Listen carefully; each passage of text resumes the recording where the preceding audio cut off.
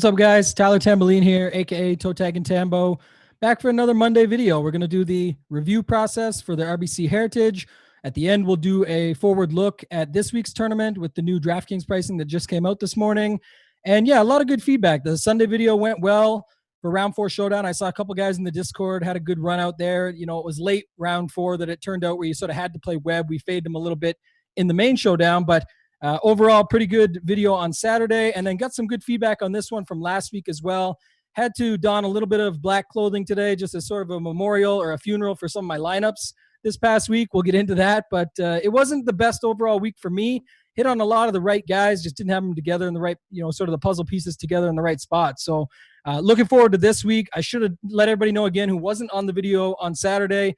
A couple things. One, there could be a baby on the way here soon. So if that happens, obviously I'd have to run. I don't think it's the case today at this moment, but just in case. And yeah, maybe that dictates what you do in the millimaker this week, because if I do have the baby beforehand and get in there, maybe a little baby swag will carry over. So I didn't want to ruin all my run good last week or this week that just passed, but maybe in the next week we'll get it going with the millimaker and some of the bigger tournaments that they dropped to 888 to 3180. There's a couple really nice ones out there on DraftKings this week, on top of $5 drive the green, the $3, $4, 20 max tournaments, the $9 slice. Just a lot of good fields, a lot of good prize pools for you guys to take advantage of. So for those of you that didn't join us here last week on the first video, just going to do a quick run through, just starting on the main page here, RotoGrinders.com.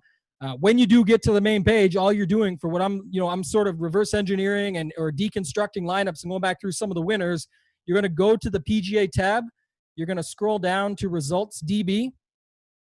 At the top here, you're going to change the date to the previous Thursday. In this case, it's the 18th.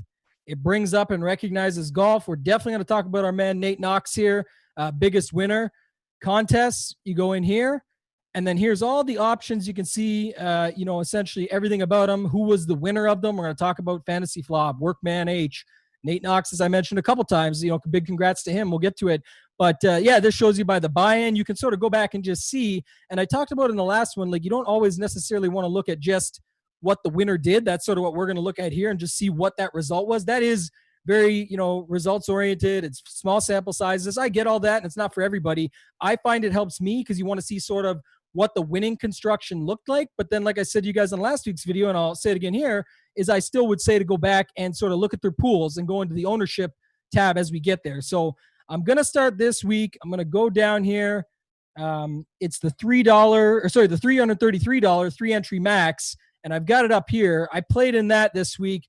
Like I said, a lot of dead lineups. This was another one. Sungjae Im didn't really come through in the clutch for me, as he always has. I know he was already out practicing sort of, how they're stuck in place. Once they get to a tournament, they got to hang around. So it was funny to see, but Sungjae's, the IM stands for Iron Man. He's still out there even after a missed cut on Saturday, practicing with all the guys. He doesn't even get to go out and have a tee time, but he's just that much of a grinder. So expect him to be back this week. We'll probably talk about him later on in the show when we get to this week's pricing.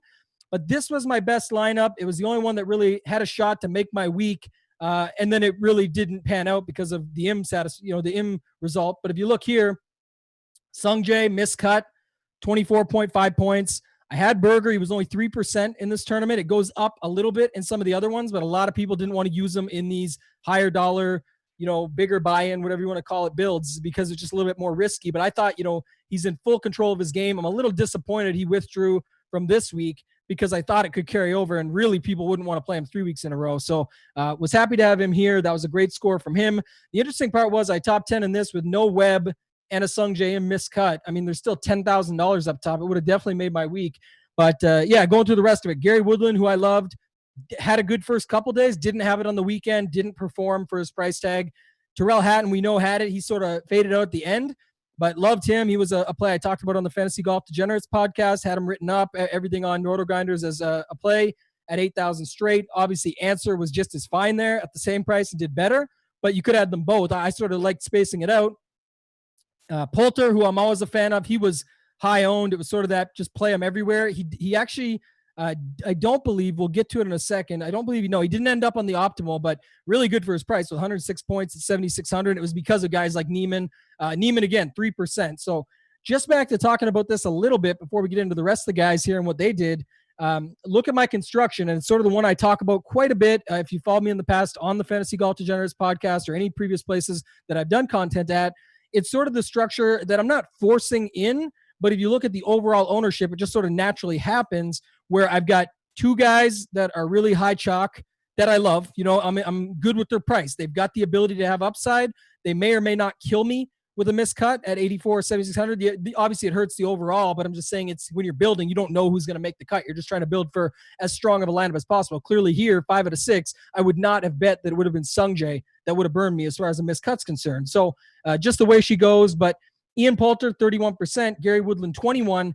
After that, I'm looking to have two sort of mid-tier guys, and I got that in Hatton at 15 and Sungjae at 16. Again, not specifically saying they have to be 15 to 16, just sort of below that 20 threshold. And then I want to get at least one, if not a couple. I didn't actually expect Neiman to be necessarily this low. I liked him. I liked his tag. He'd had a okay week the week before, but just was missing it around the greens with the putter and whatnot. Obviously, that got a lot better this week for him, and it turned around. He had a chance to get there at the end.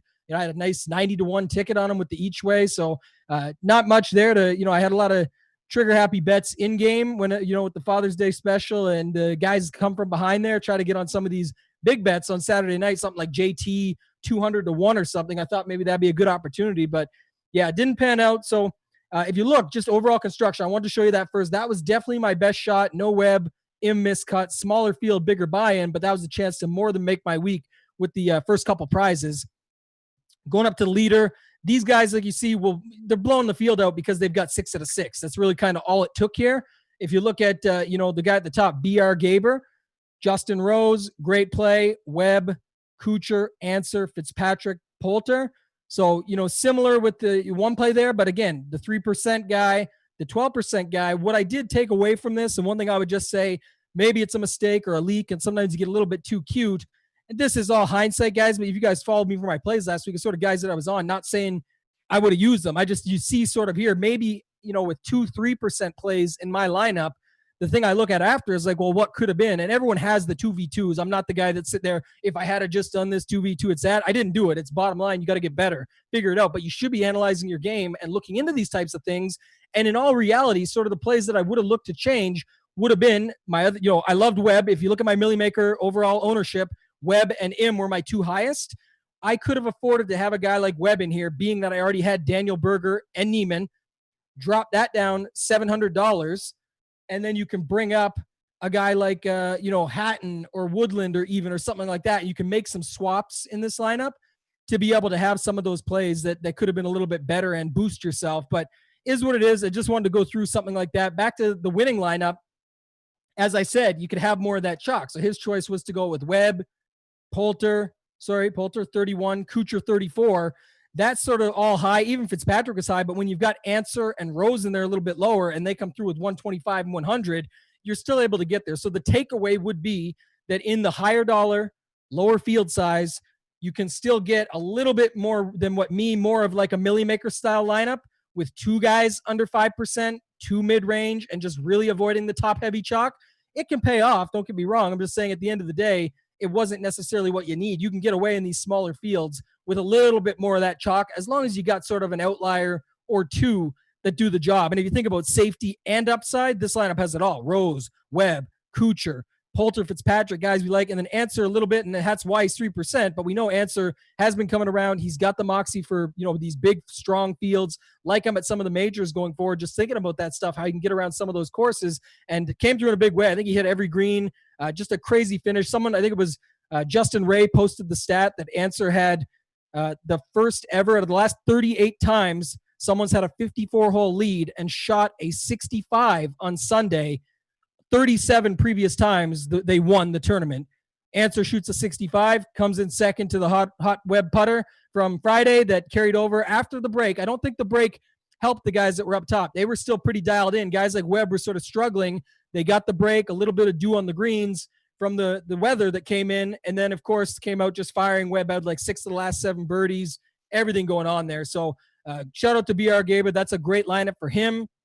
Gonna jump over now to the one, and this is the one, people laugh at and say, why are we analyzing the Millie Maker? It's, luck box, whatever. I get all that, but it's still a couple things. One, want to see what the winning builds look like. Obviously, if you're going to play it, you should still be sort of seeing what style of build gets there. Want to, congratulate him for sure. Nathan Elliott at Nate Knox on Twitter. Great guy, follower of the community. If you want to talk about DFS golf Twitter or the golf industry, whatever you might want to call it, a supporter, a great guy around there. He's been around a long time, grinding away. I'm not sure if he got the ticket from Mayo, but I know Mayo was giving away some tickets and he had his notes in there. I'm not sure if he was one of the 100 winners, but if he was, even more cool to see. But yeah, blew the field away. One time, I think it's the first time I've ever seen this actually.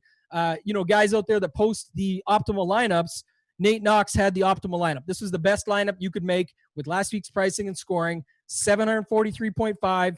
Blew the field out with only 3 entries. Amazing job to him. You look at what it was. It was Webb, Berger, Koepka, Answer, Hatton, Neiman. You look at the build. Again, Chalk, Webb, Chalk, Hatton, both good plays. Those prices for a reason. I mean, Hatton had 1 at the API. The only downfall to him was he was coming off of a long break. He hadn't played the week before. But again, the talent was always there, and it turned out 8,000. Webb, we knew. I joked to somebody on Twitter. It was sort of the Will Fuller 2.0 for those of you that play NFL. It's the guy that you're just going to keep chasing if they want to drop his price. And I didn't expect a win out of it, but by all means, a good week and a made cut. And sure enough, comes back with 145 points in the win. So huge there on the Berger play. As I mentioned, in the larger field, he was definitely up there some more. People are taking some more risks and some chances. We'll talk about overall build construction in a second. Koepka, just a, ridiculous price. 8,600, again, had to show something, but we talk about getting talent in your lineups at decent ownership, 11% with upside. He sure as hell had it at 8,600. And then Answer, I mentioned it before. I was sort of Hatton over Answer. That was wrong, but easily could have just played both. And it makes sense because, the ownership discount was almost half, same price, probably the same talent and upside. And in the end, it panned out. So good for him there. And then Neiman, 2.5%. Again, I don't know, like you saw, I had him in the other one. I think it was a great play last week. I liked him a lot better, even than a guy like Connors, who still had a good week. But on the Fantasy Golf Degenerates podcast with Kenny, I talked about Neiman over Connors. I talked about Hatton over Answer, which again was wrong, but you could have played both. The one I got wrong was Sung Jae on one of my main pivots. But again, congrats to Nate Knox. He's an RG member. Shout out to him. Love to see it. I mean, that's what you want to see. I texted him and congratulated him sort of when it looked like it was the optimal. I didn't want to jinx him, but I said, I want to see this happen, man. Like, let's make it happen. And at the end of the day, he had said he was going to hockey. So I don't even know if he got to sweat it. I haven't chatted to him since, but he said he was headed out to hockey and he wasn't going to be able to really check it out too much, but he had everybody that was up there. Again, 3 lineups, 3 entries only. That's a fantastic job. It takes a lot to get there, but again, he's been grinding for a long time. So happy for him and his family. Happy to see this result. Shows us all, keep grinding away and you can get there. Couple notes on it. Used 49.9 is what it is. We've talked about, that last week. Look, 49.7, 50, 50, 50. Jay Rosini, that's DFS Golfer 23 on Twitter over at Osimo. He's another guy that's just been playing, grinding forever. A 6th place finish here is an amazing result. He made fun of himself a little bit because he joked on Twitter about how these payout structures are what they are, and you shouldn't be whining because you can only, you play to win, and then he comes in 5th and comes away with 8,500, which I know he's not pleased with, but money's money, and he had a shot. It was right there. I think if Hatton had made it, or he mentioned to me he used 49.9, and it could have been Koepka over DJ, and it would have been a solo. Well, I guess they would have chopped it up. Him and Elchi Spawn would have chopped up second for $75K a piece. So again, nice result. Good for him. You look at it though, like I said, again, all these lineups, I know 80% of the tournament uses this price, but again, it just shows you don't have to get crazy. I saw a lot of guys, you go through and look at sort of some of the people's pools and they're doing, 48.5 to 49.4 or something just to make sure they have those uniques. There's nothing wrong with that. It's makes sense completely. They're making sure that if they hit, they're going to win. Can those lineups hit? Absolutely. So all the power to them. I'm just saying it shows time and time again, based on the odds of everyone putting that much salary into their lineup, that these are the ones that come away. But the real result or the overall thing to look at is the construction and the ability to be unique still while using the salary. That's more the key that I look at, right? Can I be unique still and get some of that extra value in there? Look at all the guys he packed in. Like I said, Simpson, Koepka, Hatton, Neiman, Answer, Berger. These all have upside. They all can make cuts and win tournaments. So, Answer, not yet. He's looking for his victory. Like I said, he got sort of pulled away there, but he has won overseas, the Australian Championship, things like that. So I think, other than that, there's nothing wrong with it. I think it was a great lineup, or a great way to do it. The one thing I wanted to point out was roster construction. And, last week, a lot of us talked about, we knew balanced was going to be popular. I think a lot of guys on Twitter had some fun with it and posted out. They're even posting, full lineups just to joke around and say, like, imagine getting all these guys that you could get. There was, 55,000 last year to roster all these guys in the lineup, and you can get them for 50 with your, it was Day, Ricky, Brooks, DJ, all these guys that have the upside. Now, a lot of them hadn't been playing great lately, and it showed again with Day and Ricky, and, DJ bounced back, which was awesome to see, and we'll talk about him maybe for this week. But in general, it was just sort of funny to see that. And then everyone said, yeah, but I think you got to look at it like these fields are stronger than normal. You've got, Sung Jae, Matsuyama, who we haven't seen at 95, 97. And then up from there, you had a bunch of plays with, I know Morikawa and Xander weren't as popular, and that proved itself to be true. Mind you, Xander had a really great Sunday, so it could be interesting for this week, dropping back down below the 5-figure tier. But then when you've got Rory, JT, who else? Rahm, Bryson, who was popular, all those guys up there, it was pretty tough to really settle in on these without, just making those within your pool as an allotted amount versus Nate Knox who said, forget it, I'm rolling with it. I only got 3 and I'm going with my best guys, and it worked out and paid off. So again, huge for him. But I mean, you start with Webb and go down. That was just crazy. It's an awesome build, right? You didn't have anybody over 9K. So no Rose, no Matsuyama, no Im, and then of course nobody in the upper tier at all. So awesome to see that pay off. And that's how you get unique while still using all the salary. So cool to see. Definitely, like I said, shout out to Nate Knox. The one I'll jump over to, the $3.20 max. We did it last week. But if you look, of course, same winner. Blew the field away, had the optimal. So it was a little bonus money on top, right? Maybe take care of the fam or do whatever with that money and then put the rest away. I don't know if he's going to go up in stakes. I'll talk to him and see. But I think, again, just another way to show, it's not, you don't have to have all the money in the world to be able to get into these things and have them maxed out. He had that one maxed out, and cool to see again. I didn't even notice this till now, but he's got 20 there and 3 here duplicated. He picked the right one. So that's another nice factor. And I think it's a good one to pick. Like I said, it made a lot of sense from a lineup construction and just the build of who was in it, the chalk versus not, the overall, leaving $100 on the table, all those little things added up. So again, congrats to him. But let's jump into a little bit of the bigger stuff now. So want to talk about this one here. Had a couple RotoGrinders members reach out. Sammy Davis Jr. Tied for second. He's K Barnhill on the forums. Been a longtime member. Great guy. I remember, talking with him before back in the day on the forums. So shout out to him. That's a huge score, 55,000. And Jay Cujo, he gave myself and Card some props. Probably watched the show last week. Saw us on there, and just good to see what they put together. Not to take away from the winner. Biggest congrats to Fantasy Flop 23, 150,000 for top prize. But it was cool to see these guys were right there in the mix. I was not. St. Louis Cards was. And the funny thing is, if you look at Cards lineup down in 10th, Rose, Webb, Kuchar, Hatton, Fitzpatrick, Hadwin, $300 on the table. Rose, Webb, Kuchar, Hatton, Fitzpatrick. Use the money. Again, if you look at it, I'm guessing, nothing wrong with this. I love, what Cards did here. The way to get unique is he doesn't really want to use that high chalk piece as the last one. In this case, it paid off. It's nothing wrong with it. This is, Poulter was by far a great play. We all loved him in the filters on Lineup HQ. I think, even Cal Spears, RotoGrinders CEO, joked with us and said, do I just go all in Poulter and see what happens? We all kind of joked back and said, that should end well, right? We'll see what happens. But, with that, it worked out. 106 points. Everybody except Kuchar, which Kuchar made a run on Sunday to still get to 90.5 for these guys. And I'm looking at theirs because they're members and they reached out. I want to, give them some props here. But again, look at the build. They used one above Webb in Rose, but still very balanced. The difference is, and what I love about their construction, as I said, I don't think these are all for naught. I don't think it's a waste of time looking at these builds and sort of deconstructing these and going back and seeing what people did. Because if you look, they left off some of the 8K guys. And I know that sucks because you leave out Answer or whatever, but you don't need as big of a score here. 676 took it down versus 743. But again, you look at the millimaker winning lineup, there's 4 8K guys. And you go back over here, and again, we'll go to the winner for a second. He had 3 8K guys, which was also unique. We'll go back to his lineup in a second.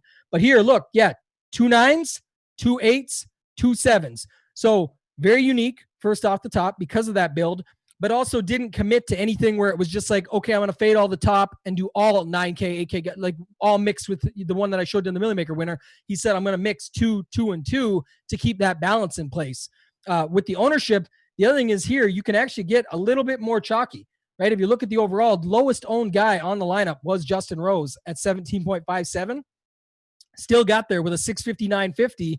Go to the winner now for a second. Again, congrats to those guys, Jay Cujo, Sammy Davis Jr., K Barnhill on the forums. pretty active. Awesome job, guys. I know it came at a perfect time for Jay Cujo. Love to see it. That's what we want to do here. That's why we're trying to bring you this content, to more so than give you the plays or the picks or the lineups. That's not what we're trying to do. We're trying to give you the strategy, the ability, just some ideas to think through. So if you don't like this or you don't think it's good or helpful, you don't have to watch. That's the good news, right? You can come back for a different show and tune into the premium ones or whatever to try and find out more. But I do think it's kind of cool to look back at this stuff and just see what some people did and talk through it. If you do look at the winning lineup, back to that style. And again, I still don't, he's the winner. There's nothing to say good or bad. I'm talking, he did well. He won the tournament. I'm talking more of, using back to my 333 example where I use sort of a millimaker style.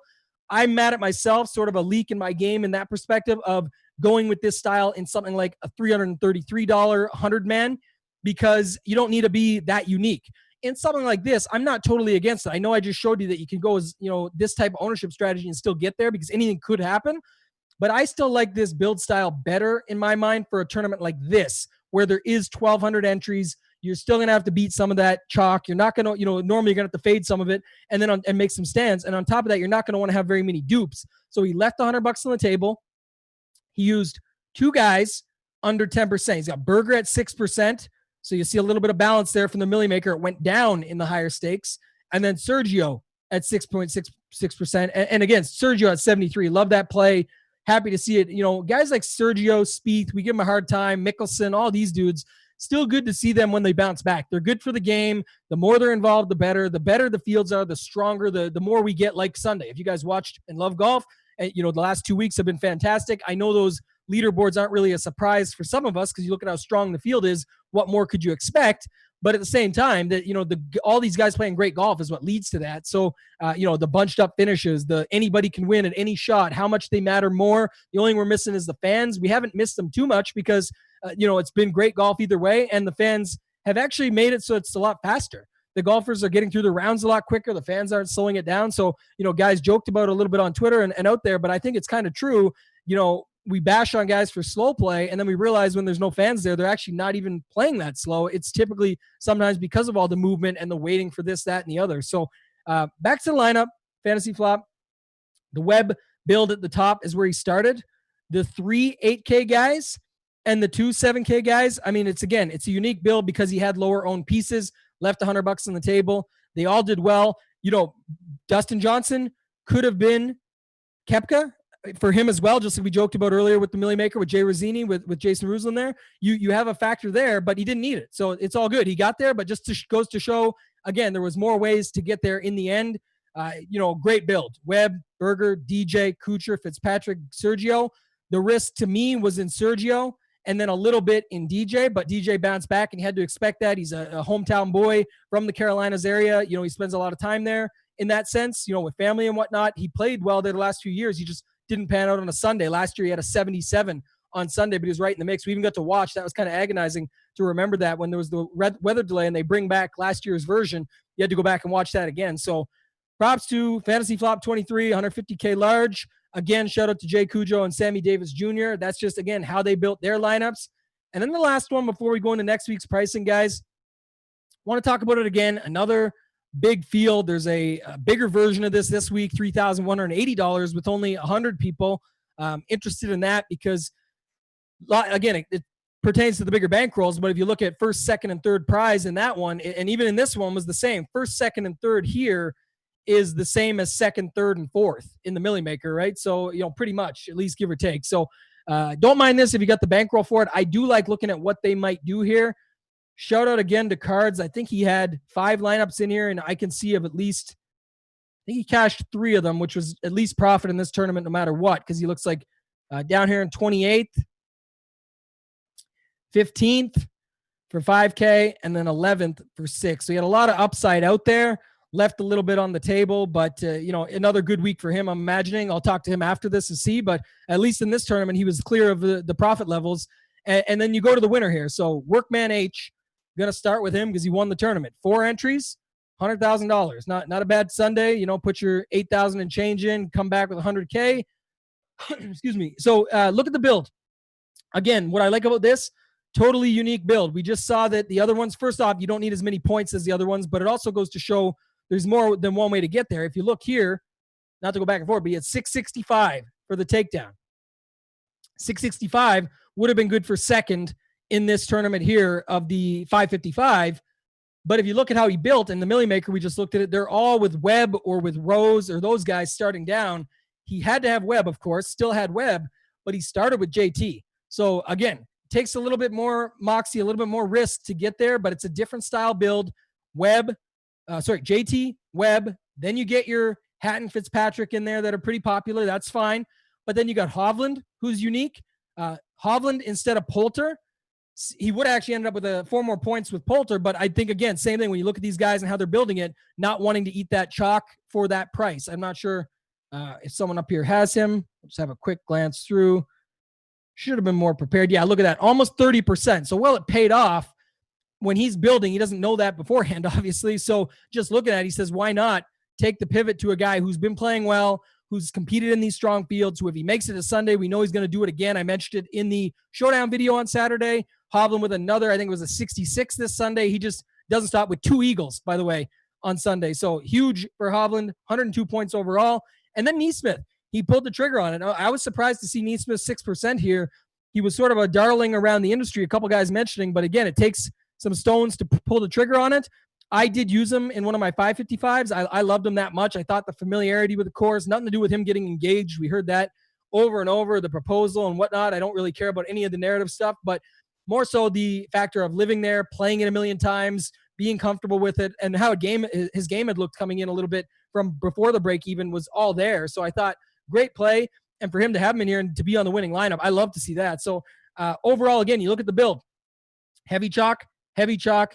I mean, this could say 19.99 and it would pretty much fit. Obviously, people are a little bit more on guys. The bigger dogs like JT, when you get into the bigger buy-ins, they've got a little bit more trust in this stuff. But JT could have been 19. It would have fit that build I talked about earlier where it's 2 guys over 20, 2 in the mid-range. In this case, it's technically 3, but that's fine. And then your 1 guy down low here with Matthew Neesmith of 6%. Again, 176 entries, guys. This just proves to my factor earlier of where I said, like, I made a little bit of a mistake, learned from it, hopefully, is that I think it was fine. He wasn't going to have 2 guys under 10%. He didn't really need that. Well, it was 4 points less being results-oriented. It had no issue. Hovland and Poulter were very good plays, both a great pivot here, still worked out, chopped the ownership in half, which helped him. Again, if he hadn't been in this position, at least he would have had still the unique lineup. And then you got Matthew Neesmith, who he took the shot on as the one low-owned guy, and the low price guy at 6,600. So again, cool to see. Totally different build. I'll leave you with one more. TJL 5124 just joined the team, and he's got, I believe he's on the podcast today with Dean. Just want to go through it. He had a pretty big weekend for himself. Talked about sort of his single bullet strategy and all that stuff. This morning I was checking it out. And you've got Webb, Woodland, Kuchar, Finau, Answer, Hatton. Again, back to the structure of it. I know it came third and not second or anything. It was right up there, but look at this. Chalk Webb, and we know he got there. He's the winner. I'm not pointing out that, obviously the good chalk hit. That's the, that doesn't take a rocket scientist to figure that out. I'm just looking at overall build again. And you look, chalk at the bottom. Finau, not so much, sort of like his Hovland play to Workman H as the winner.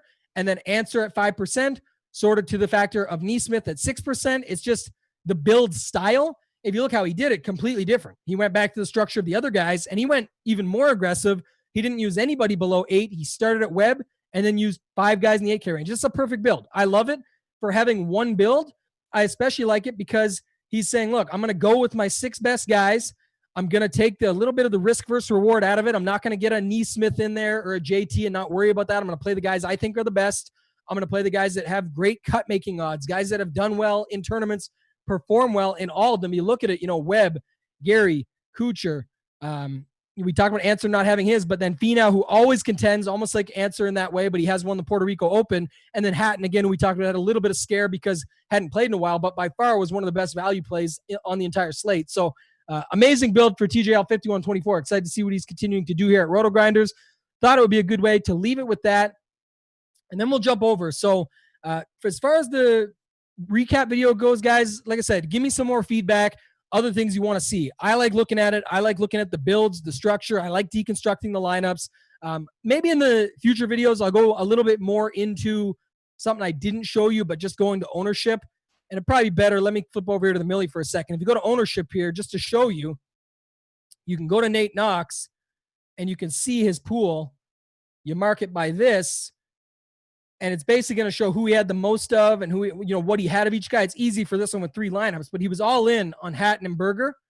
And then you can see how that breaks down throughout the rest of his lineups. He had some Kokrak, some Poston, Kisner and him were in a lineup. They missed the cut. So, I mean, he was no different than me or anybody else in that sense. He still tried those guys, and it didn't really work out. But if you go down here, and we'll go back to Jay Rosini, I think this one's interesting too, because I believe I looked at it, and he only had like 2 web lineups.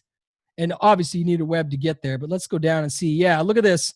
2% web, and one of them happened to be the best one. So, again, it just goes to show you only need one, but he had a good pool. Right, he had a good overall pool, and that's what worked out in the end. So, click off that. We'll spend some more time on that in the future. I think the idea is just to show you that there's different ways to get there, but you'll also be surprised in some cases by how many different guys use within their pools. Back to this, the talk with Cards and I last week, and I'm excited for this week to try with a much tighter pool. What I look back after talking to Cards, in too deep a little bit. I always say once I got some of my content out a little bit earlier here at RotoGrinders, now I want to build my lineups. So, get after them a little bit sooner with the baby on the way, that sort of thing. I'm trying to do my best to balance everything. And that's just sort of where I don't think it's necessarily a mistake. I mean, ownership's definitely important, but I've been doing this a little while and long enough to know. And I also don't mind, everyone says don't tinker. I don't mind tinkering a little bit on Wednesday night, the night before. I don't like the morning of, because that's sort of just last minute, maybe gut stuff. But for me, Wednesday night, if I see, holy smokes, I didn't expect these 3 guys to be this chalky. I expected those 2, but not that one. I have no problem with going and finding those builds and just deleting them and starting over, getting to mess around with some more of my thoughts that are deeper in the week. So, and then I always save, 30 to 50 if I'm maxing something for Wednesday night, just so I can get my best thoughts out there in my last sort of pool that I do. Like I mentioned, the Cards, I'll do it in sets of maybe 30 lineups at a time, just to get some different thoughts and then keep those sets cored up, because that way if my core hits within that 30 lineups, that's more than most people have in the pool anyway. And then, like I said, this week I'm going to go to a little different for it. I'm going to just try and get down to like 40 golfers like him and I talked about last week. He wants me to go a little more. I think he doesn't really care, but he was saying you could go, a little bit more if you wanted, but he thinks 40 is a little bit large when we talked on the Wednesday show. I'm going to probably still do that. Thought about it a little bit more. If I don't have to leave for the baby and I'm still here on Wednesday, I'll be on with Drew Matthews, Red Kachik, former millimaker winner, does great stuff over at Fantasy Golf Bag. He will be on with me, and we'll be going through some of that stuff just so you guys can see some of the stuff I'm talking about right now. I'm not going to get into that. Let's look, because they have a show for it, but let's look at some of the pricing here. It popped out. So they've realized, Bryson's got to keep going up. This course definitely suits Bryson a little bit better. He doesn't have to be as particular. He showed last week that he's got the all-around game, but he's right there with Rory McIlroy. So, again, it's another interesting conversation. Do you play the guy that's looking great right now and, beefy Bryson, whatever you want to call him, and all the protein shake talk and everything with that $11K price tag? Or do you play Rory, the number 1 player in the world who's had a couple of poor weeks, but not like he hasn't made the cuts or had an opportunity. He just hasn't played well. Missed some good chances, but I mean, he bounced back from a really bad Friday. Last week, going to too many places, I apologize. Last tournament, he had a bad Sunday after 3 good rounds. That sucked, but it happened. This weekend just passed, he had a really poor first round. A lot of people thought dead, he's out of it. I know he belong anywhere near a winning lineup. That didn't happen. But anyways, the point was more is he bounced back really nicely. And then Sunday he fell apart again. But he had Friday, Saturday were solid days. So I thought maybe here it's going to be an interesting conversation. Tune into the Fantasy Golf Degenerates podcast, which is also free, where Kenny and I will talk about all these pricing tiers. But just to hit through some of it, JT, Webb, Rahm, Koepka. So there's 6 guys over 10K. Interesting conversation will be in this range again. Koepka, Rahm. I mean, this is going to be much tighter pricing than we've seen. What I also notice in these, in the past is the tighter pricing brings more congestion around certain guys. So I think where we've seen the last couple weeks where the chalk has been more spread out, like we knew Webb would be chalk 25 to 30%. That wasn't a surprise by any means. But what I'm saying is I think we also, after that, you had a lot of those guys in that 10 to 15 range. I don't think you'll see that as much. You'll always have guys in that range. I'm saying I think at different areas, you'll see more clusters. Like depending on what people do, Cantlay's just coming back. Xander had a rough outing. Rahm, people aren't so sure on. He really should be a good bounce back candidate, but people might not be on it. People love what they saw at Koepka. So does Koepka get a lot more love here than what we've seen in the past few weeks where it's really spaced out between Rahm, Koepka, great golfers, and Cantlay and X? That's where I'm talking about. You could see some more congestion. So we'll talk about that on the podcast with Kenny and I. Going down, I mentioned Cantlay there, but coming back. He's coming back from a long layoff, so we'll see how he does, but he's definitely a good fit for the course. DJ, what do you want to do with him? He bounced back. Rose continues to look good. Morikawa was a scary. He almost missed his first cut, but he made it through. But who's going to go back to him when you got Answer right there, who just played amazing, and then Casey, who's also making his comeback and really crushes this course. So the course history truthers will be on the next two in Casey and Bubba. I kind of like, the Reed bounce back. Both are playing great golf. Both fit the course, in my opinion. I think if they're going to be lower owned and you're going to see very heavy congestion on a guy like Casey or Watson, you could easily go to Reed and Im. I'm all here for that. Spieth is back, they said. I think he's back to the drawing board more like it. He's had a really rough Sunday. Just didn't work out for him. And I don't know, 8.4, you can go after it again. I kind of like the Woodland Finau play in this range. Fitzpatrick, Leishman, all these guys have upside. Again, here we go. We'll see some congestion here, right? You got Neiman, Poston, Hovland, Poulter, all just played very well. Not saying to fade them. I think there's going to be some good plays in there. You got to decipher and really make some calls, and then we're going to have to see what ownership looks like. But I can see some congestion in this range. And if, just looking at it early and speaking to it a little bit, it looks like if you have lineup builds that could avoid this range or maybe just use one of these guys, that might be unique enough to set yourself up for some success in tournaments. Again, Monday, my time, it's 1:30. It's early in the day, 1:35 here. So I'm not saying this is the be-all, end-all, but just an overview to look at it as we go down. Some more plays. Bradley's back in the field. This area looks like it's going to get extremely overlooked. You'll still have Harman and Connors get some love, but no one really wants to play Day, even though he's at a good price. And then you got these guys just don't really get played very often. Bradley, Kokrak, Palmer, Reavie, last year's winner, Reavie, but how popular will he be? Hasn't been playing great in the first couple outings. Horschel, Snedeker, Louis, nobody wants to play any of these guys. Grace, and just burned everybody. I'll go back to him. Fratelli had a great round, but can he keep that up, or was it a one-hit wonder? Varner, bounced back to not having a great event after having a really good one. Supposedly back in the field. We'll see. He hasn't withdrawn yet, but he did basically get out a couple weeks ago because of, what looked like a bad back, or he missed the cut, I should say, and then sort of pulled out of the next one, which we expected. So is he really good in 2 weeks?